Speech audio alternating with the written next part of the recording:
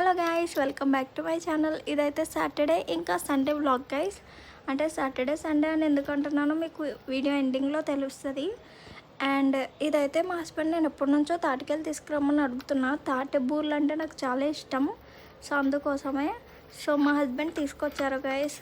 Friday అట్లా తీసుకొచ్చినట్టున్నారు.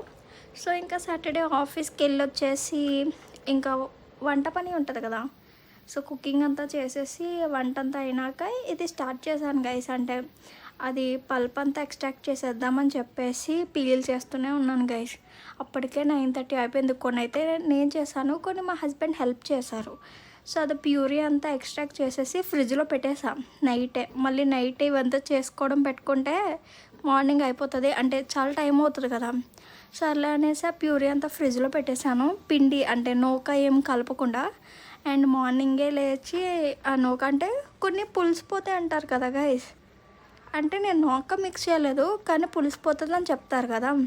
అందుకనేసి early మార్నింగే లేచి నూకేసి బూర్లు చేసి ఇంకా అది అట్టులా చేశాను గైస్. లాస్ట్లో కొంచెం పిండి మిగిలితాయి అంతే.